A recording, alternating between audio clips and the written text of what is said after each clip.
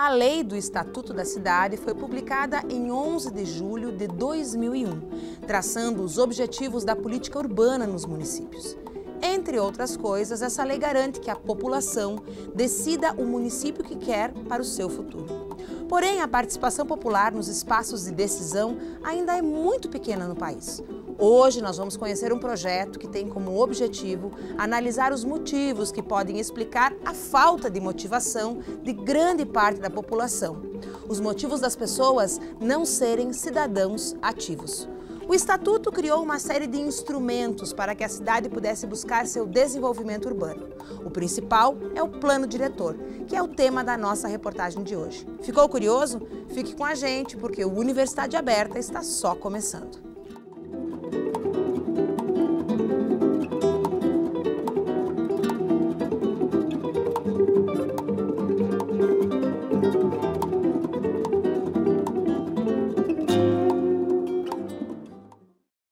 O projeto, o Estatuto da Cidade e a Gestão Democrática Municipal, tem como objetivo analisar os motivos das pessoas não serem cidadãos ativos, apesar de existir uma lei que garanta a participação popular. E para conversar sobre esse assunto, eu recebo aqui no estúdio a coordenadora do projeto, a professora pós-doutora da Faculdade de Direito, Janaína Rigo Santin. Mas antes disso, confere aí uma reportagem produzida pelo Núcleo Experimental de Jornalismo em parceria com a UPF-TV. Sabia que você pode ajudar a definir as normas de uso da área urbana da sua cidade? Não. Não tem imaginação. Não sabia, não. É para isso que serve o Plano Diretor. Essa é a principal lei que o município tem para se estruturar e planejar o futuro, porque ela define regras para a implantação de novas edificações, zoneamentos e sustentabilidade urbana. No mês passado, a Prefeitura de Passo Fundo fez uma consulta pública para a revisão do Plano Diretor. Esse diagnóstico é a segunda etapa em um total de 4, que busca entender como a população avalia os recuos, o tamanho dos prédios, o tamanho das calçadas e de outras estruturas da cidade. Na terceira etapa vão ser elaboradas propostas com base nesse questionário. E na quarta e última etapa, aí sim, o Plano Diretor vai ser alterado. A última revisão do Plano Diretor da cidade foi em 2006. Como o estudo deve ser feito a cada 10 anos, o processo de revisão iniciou em 2016. Agora, a Prefeitura volta a interagir com a comunidade para pensar no projeto. A questão da participação popular, ela é um desenvolvimento contínuo, né? Ela mostra uma maturidade da sociedade. O Plano Diretor ele é uma lei que não é definida pelo poder público, ele é uma lei construída com a sociedade. O novo documento do Plano Diretor de Passo Fundo deve ser concluído no ano que vem, mas até lá, há muito para a população decidir. Tivemos diversas oficinas com uma participação bem expressiva e nossa intenção é que essas oficinas de proposições, como elas serão mais objetivas, elas são temáticas, que as pessoas que tenham interesse nos assuntos vão se fazer presentes e vão colaborar com a construção desse projeto que tem que ser comunitário.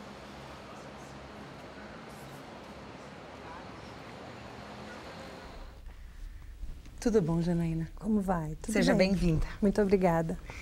Esse assunto ele é muito pertinente pelo momento que nós vivemos, porque às vezes a gente acredita que a participação só se dá na hora do voto para a escolha do representante máximo, né? Do prefeito, do governador, do presidente, mas a participação popular ela é em etapas e de forma micro até a forma macro em vários processos. Como é que se dá a elaboração desse plano? Então, veja, tudo bem, Bibiana? A questão da participação popular é algo que me preocupou desde a minha dissertação de mestrado na Federal de Santa Catarina e posteriormente no doutorado na Federal do Paraná e no pós-doutorado que eu fiz na Universidade de Lisboa. Eu sempre trabalhei participação do cidadão no seu espaço local. Foi o meu foco de estudos, porque o que eu acredito é que a democracia representativa ela está em crise. As pessoas elas já estão numa visão e num sentimento, muitas vezes, de apatia política. Parece que o nosso voto não resolve o problema, nós elegemos um representante e aí, quando verificamos a gestão desse representante, não necessariamente as suas decisões estão de acordo ou conforme as nossas aspirações, nós eleitores. E isso é algo que se observa em âmbito mundial, não é só aqui no Brasil.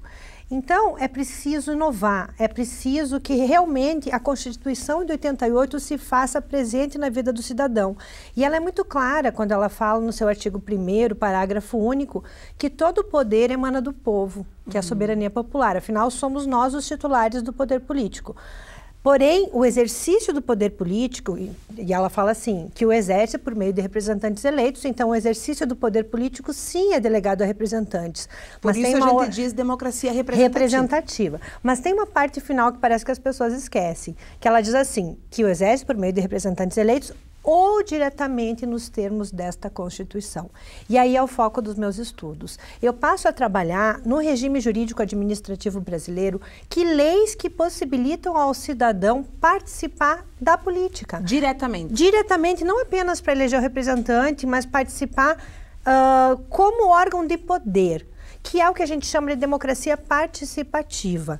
Ou seja, nós não queremos, e num país como o Brasil, com a sua complexidade, com a sua amplitude, é impossível prescindir da representação. A representação é importante, só que ela não é suficiente. Ela não exaure o ideal democrático. Nós precisamos de cidadãos vigilantes e participativos, não só no momento do voto, mas sempre. Ou seja, nós temos na Constituição vários canais que possibilitam ao cidadão exercer o poder político. E isso decidir diretamente coisas que vão ser feitas, recursos que vão ser aplicados, por exemplo. Isso. E aí eu trabalho na minha pesquisa tanto no espaço do legislativo, do executivo, quanto do judiciário, porque nos 3 poderes nós temos espaços participativos. Mas eu foco em especial o município, porque eu acredito que é no município que o cidadão está mais próximo do seu representante. O cidadão conhece os seus vereadores, ele conhece os secretários municipais, ele conhece o prefeito e o vice-prefeito. E conhece a sua cidade muito intimamente, né? Perfeito. Então, eu acredito muito no poder local, ou seja, é um espaço de descentralização, de fortalecimento do local, do município, da região, né, naquele espaço de identidade onde pessoas se unem em prol de ideais comuns, como é o caso do projeto de uma cidade sustentável, uma cidade que cresça economicamente, sim, mas que cresça com justiça social e preservação ambiental. Então, esse ideal em comum pode ser realizado em conjunto sociedade civil e sociedade política.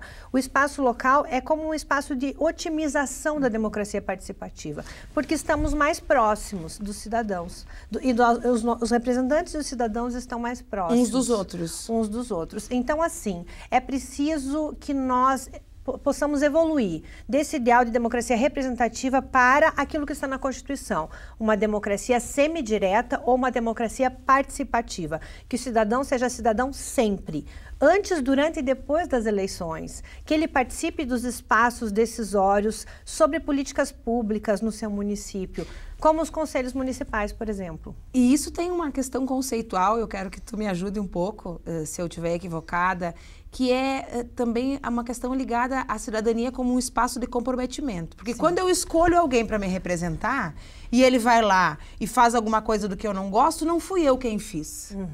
Mas quando eu decido diretamente o que vai ser construído, como vai ser construído, onde vai ser aplicado o recurso, eu tenho que me responsabilizar por essa decisão diretamente também, né? Perfeito. É um processo de cogestão. E a gente não está muito acostumado com isso. Não. A história, aí entra a minha pesquisa de poder local também, que eu trabalho no programa de doutorado em História. A história brasileira, ela reflete um paternalismo na gestão da coisa pública. Nós estamos acostumados que o Estado, que é como se fosse um pai, né? Como se fosse esse ente abstrato, né? Que a gente não consegue ver o Estado, é um ente criado pelo direito, é um ente abstrato, representado pelos 3 poderes, executivo, legislativo e judiciário. Nós acreditamos que ele que vai resolver nossos problemas. Isso é da tradição brasileira. Só que, infelizmente, a tradição brasileira também revela que o Estado, por meio dos seus governantes, na grande parte das vezes, se percebe que, na verdade, há um patrimonialismo no exercício do poder político. O que é o patrimonialismo? É você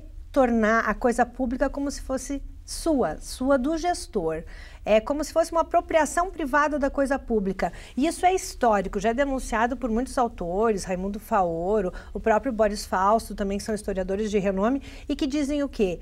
que no Brasil nós vivemos essa apropriação privada da coisa pública, também chamada de clientelismo, e que ela, no Brasil, se reflete até hoje. Muitas pessoas, elas pensam não só na questão do voto, mas principalmente na questão do voto. Eu vou votar naquele partido ou naquele gestor porque ele me deu um cargo ou porque ele vai me favorecer em certo serviço público, sendo que a gente não pensa que aquilo é um direito fundamental que o cidadão tem e que cargos devem ser ascendidos, né? As pessoas devem ascender o cargo pelo princípio da impessoalidade, ou seja, via concursos. Na maioria das vezes deveria ser assim, né? Sim. Onde os melhores ascendem ao cargo. Os que têm a melhor habilidade para aquela função também. Justamente. Né? E então são vícios históricos que refletem nas más gestões que nós temos hoje, que geram nessa uma acomodação. Crise. Justamente. E aí o cidadão ele pensa assim, então política não presta, não adianta trocar o governante porque é sempre a mesma coisa. Claro, se você pensa que a política é só ir lá e a cada 4 anos votar, realmente não vai resolver, porque ele vai achar esse governante que ele tem um cheque em branco dos teus impostos, que tu paga, e bastante, pagamos muitos impostos, né? Para fazer o que quiser. Para manter esse Estado, toda essa estrutura política, e aí ele faz o que bem entende, porque ele não tem um controle social, ele não presta contas da sua gestão ao cidadão, porque ele não está acostumado e o cidadão também não cobra.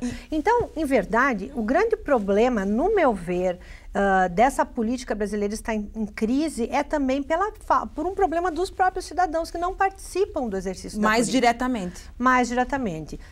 A visão é só em época de eleição, aí todo mundo se preocupa, e até vira muitas vezes uma beligerância, né? As disputas acirradas entre partidos polarizadas, quando a gente não pensa que, independente de quem for eleito, nós temos que controlar esse gestor. E nós temos que estar junto com ele. E que existem mecanismos para isso. E existem mecanismos para isso, justamente. Bem, agora nós vamos para um rápido intervalo, o papo tá bom, né? Mas a gente volta daqui a pouquinho. Só que antes do intervalo, nós vamos conferir o depoimento do Marlon, que é participante do projeto. Eu optei por participar do grupo de pesquisa em função de poder aprimorar o conhecimento, buscar novos caminhos dentro do curso, né, que é bastante abrangente, é muito amplo, né? Então, de poder buscar agregar aquilo que eu já tinha na minha bagagem com aquilo que o curso oferece, né? E juntando esses atributos com o objetivo de oferecer algo para a própria comunidade, enfim, para aplicar aquilo que a gente aprende na sala de aula à vida real.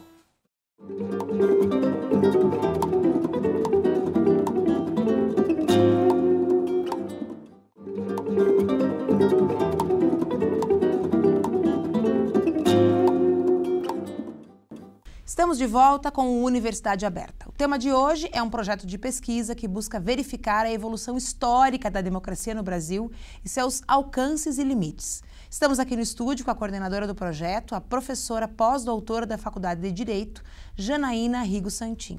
Mas antes, você acompanha mais uma edição do Fique Sabendo.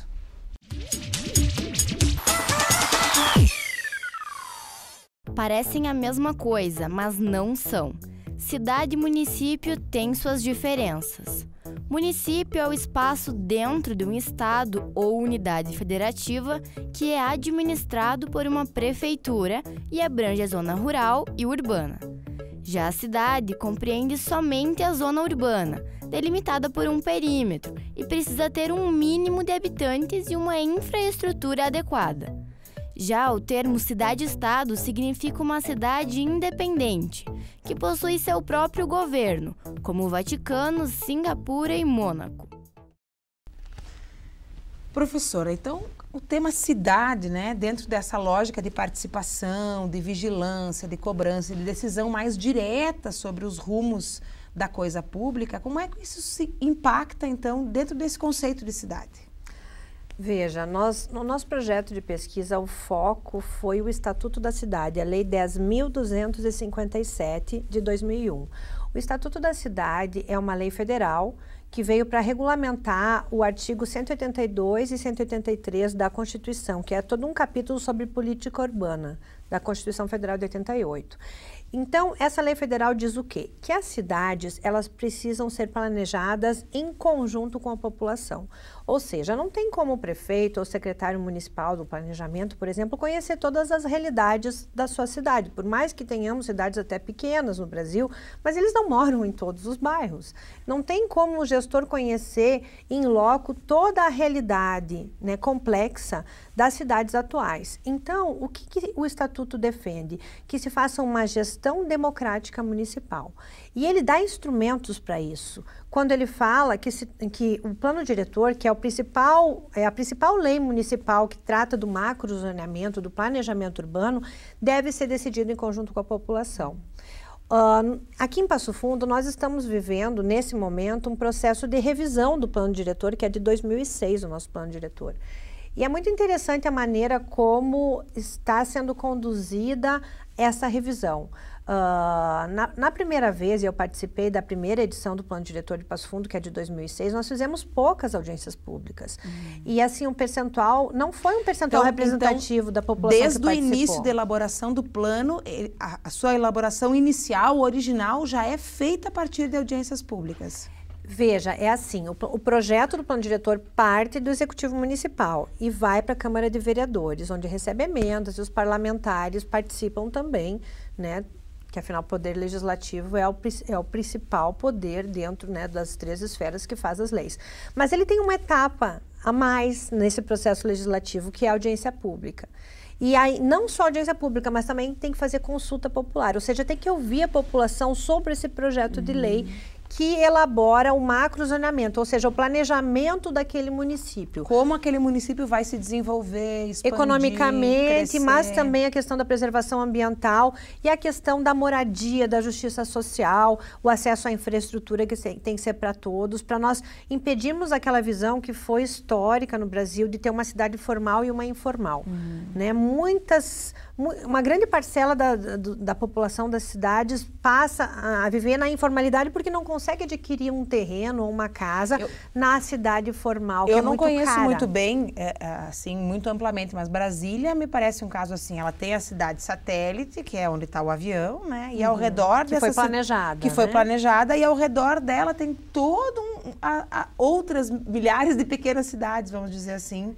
Que Brasília começou com planejamento, né? Então, foi um grande modelo de planejamento a ser seguido. O problema é que não se pensou na sequência do planejamento. Então, se planejou o eixo monumental e a cidade de satélites que foram surgindo, elas foram surgindo informalmente. E no Brasil, grande parte das cidades não tiveram nem o seu eixo fundamental planejado. Nós temos a maior parte das nossas cidades que cresceram em volta daquela paróquia, daquela praça central, e daí foram crescendo e cresceram sem um planejamento. Outra realidade que se observa é que não se pensou na classe média e baixa, digamos assim, principalmente a classe social que precisa de uma habitação mais popular. Não, nós tínhamos cidades no Brasil, se pensava nos antigos planos de desenvolvimento integrado, planos diretores de desenvolvimento integrado, se planejava para a classe média e alta.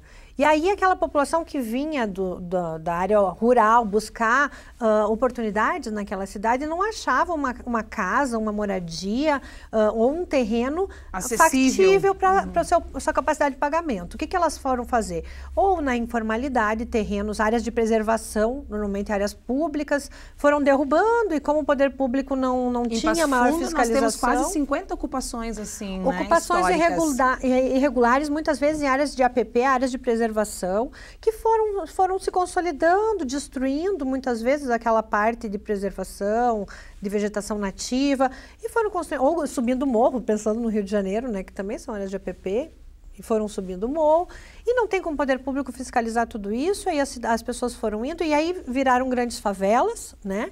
E aí o que acontece é que essas pessoas agora clamam por uma regularização fundiária. Isso é justiça social também, você verificar na cidade esses nichos, né? E de lugares onde o poder público tem que estar lá presente, porque senão o que acontece é que o narcotráfico vê aquilo como um espaço, né, de poder paralelo, onde o Estado não está, vou tomar esse Estado. Então é importante que o Estado busque a dignidade humana dessas pessoas, que elas são tão cidadãos quanto as da cidade formal, digamos assim. E elas sem têm os ouvir mesmos as direitos pessoas fundamentais. não tem como, né? Elas têm que saber o que é melhor para elas e quais os projetos que são melhores. Muitas vezes não adianta você retirar elas de um lugar e colocar em eixos muito distantes da cidade, onde ela vai precisar de transporte. E tu não tem transporte para oferecer. Aí se faz um projeto de habitação popular sem ouvir aquela população, para retirá-las daquele lugar, colocá-las num outro lugar muito distante, sem transporte. O que ela vai acontecer? Elas vão invadir outra área. Então é preciso ouvir aquela população, né, que ficou há tantos anos naquela área informal e, por vezes, se já estão mais de 5 anos que o Estatuto da Cidade fala sobre a usucapião especial constitucional, que é aquela de tempo reduzido, ou a concessão de uso especial para fins de moradia, que também é por 5 anos para áreas públicas. Se estão lá 5 anos, é a única área que se tem, são a população de baixa renda, você vai buscar o título de propriedade ou de direito real de posse, né, para aquelas pessoas numa área pública, para que elas tenham a sua regularização, para que possam buscar um financiamento, para melhorias da sua casa própria, digamos assim, porque quando você tem um título e o reconhecimento de um direito real, você tem também uma possibilidade de empréstimos, de acessibilidade a empréstimos, né, acesso, e também a pleitear serviços públicos melhores para aquela região. Então, veja, muitas das nossas cidades nós temos esses que a gente chama de bolsões de pobreza, que são essas habitações irregulares, informais, que clamam do poder público uma intervenção buscando a regularização fundiária. E a legislação, ela vem se atualizando, nós temos uma lei muito recente, de 2017, para facilitar essa busca pelos títulos. Isso que eu ia te perguntar, assim, ó, esses mecanismos de participação, como esse na construção do plano diretor, por exemplo, eles permitem uma participação que através da qual seja possível ver essas peculiaridades, essa complexidade, esse modelo de participação, ele permite essas minúcias todas? Veja que interessante, quando a secretária municipal, a professora Ana Wicked, falou, nós estamos numa etapa aqui em Passo Fundo de discussão conforme os assuntos. Então, nós temos agora a discussão sobre moradia, a discussão sobre trânsito e tráfego, que é um problema que precisa também ser discutido com a população. Nós temos áreas da cidade que estão muito adensadas, população, com muita população, muita verticalização, muitos prédios, e ali tem que coibir mesmo o crescimento. Em outras áreas você tem menos verticalização e aí tem que fomentar o crescimento. E tudo isso tem que ser discutido com a população que mora diretamente nos bairros e que sofre os problemas de trânsito e tráfego, de sombreamento, de alagamento, quando você não tem áreas verdes, que aí chove, alaga, né? Então também quando você tem muita asfalto, né? A impermeabilidade do solo impede que a água escoe, e aí nós temos muito problema de alagamento nas cidades brasileiras que precisam ser pensados em conjunto com a população, porque afinal é ela que sofre quando chove, né, a enchente. Então, ouvir essas pessoas, muitas vezes elas têm que ser retiradas, são áreas de risco, tem que colocar num outro local e aí dar casa popular para essas pessoas, mas também isso precisa de investimento. Então, quando eu trabalho o Estatuto da Cidade, tem um artigo, que é o artigo 44 da Lei 10.257, que fala da gestão orçamentária participativa. Ou seja, não adianta só pensar nos investimentos de moradia, saneamento básico, que nós estamos agora investindo também em Passo Fundo, né, que é uma demanda urgente. Nós temos mais ou menos 30% das casas do município com saneamento básico. Isso precisa melhorar, precisa com tratamento de esgoto, né, pela Corsã. Então, esse acesso também precisa ser dado, mas para isso precisa de dinheiro, e o dinheiro é curto, né, o cobertor é curto. Então, tem que ouvir a população, quais são as demandas mais prementes? É saúde, é educação, é moradia, é a questão do... E a gente tem que fazer escolhas, né? Sim, e essas escolhas precisam sair dos gabinetes, elas têm que ser decididas com a população. E a lei nos favorece, a lei nos dá esse direito. A gente teria milhares de outras coisas para conversar, eu vou fazer uma série de programas sobre isso, porque acho que essa é uma informação muito útil para a população, para quem está nos assistindo. Saber que ela pode participar, que ela não só pode, como ela deve participar. Agora, a gente está falando, bom, ela pode. Citamos as audiências públicas, né? Agora, como é que a população fica sabendo quando e como ela pode participar? Bom, é só acessar o site da Prefeitura de Passo Fundo, que lá estão divulgadas as próximas audiências e as etapas, essas 4, da reelaboração do nosso plano diretor, né? Então, ali você Toda fica atualizado. prefeitura deveria ter isso? É obrigatório pela lei da transparência, tem que deixar, e a nossa está lá. Mas não só isso, é muito interessante o uso das novas tecnologias, que o projeto também agora está trabalhando com as TICs, né? As novas tecnologias de informação e comunicação, na participação popular, ou também chamamos de governo eletrônico, GOV. E a Prefeitura de Passo Fundo está fazendo isso. Ela envia questionários, e você pode pelo site fazer isso também, responder um questionário da sua cidade, do seu bairro. Então, no questionário, pelo Google Docs, se eu não me engano é esse o instrumento, você vai acessar o seu bairro e vai verificar, e ele tem várias perguntas sobre o que você quer para o seu bairro. Então você não coloca o seu CEP. Ir pessoalmente na audiência, mas tu pode participar e contribuir de forma online. Então é interessante que nós temos várias... A forma de participação popular hoje, ela está se dando de multimeios, digamos assim. Vários meios. Audiência pública presencial, sim. Essa consulta que se faz via virtual, né?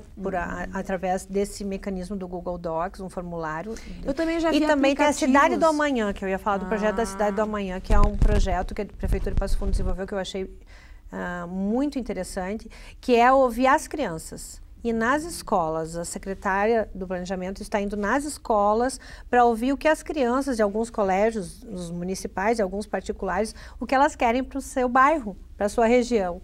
Então, também faz parte desse processo de participação popular, da elaboração do nosso plano diretor atual, dessa revisão do plano diretor, que as crianças participem também. Então, veja, nós estamos mudando talvez com um projeto sensível, né, como esse, de ouvir as crianças, os cidadãos do futuro, para que eles percebam que eles também têm vez e voz, que eles também vão ser ouvidos e que a prefeitura, ou que o prefeito, ou que o secretário municipal tem interesse na sua opinião. E isso, digamos que é uma valorização do sujeito e que nós estamos precisando disso.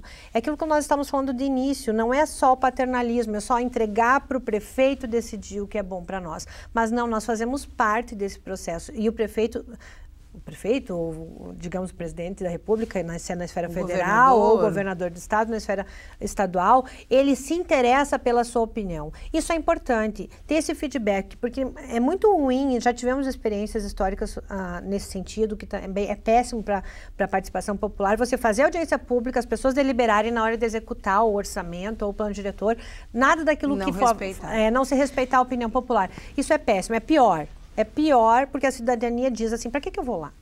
Então, é muito importante que a participação popular se dê antes, né, da edição da lei, durante no processo de fiscalização da elaboração da lei e principalmente depois, né, para ver se efetivamente aquele gestor está obedecendo o que foi decidido na audiência pública ou na consulta popular. Bom, professora, muito obrigada pela tua participação e voltamos mais adiante para falar um pouco mais, porque acho que tem informações aí que a gente tem que são importantes, e interferem diretamente na vida das pessoas. Tá ok? E se você gostou do programa, bom, acesse o nosso site, nextdoor.com.br, onde você encontra as nossas reportagens e o programa na íntegra disponível em nosso canal do YouTube. Estaremos de volta na semana que vem com outro projeto de extensão ou de pesquisa aqui da UPF. Eu espero você. Até lá!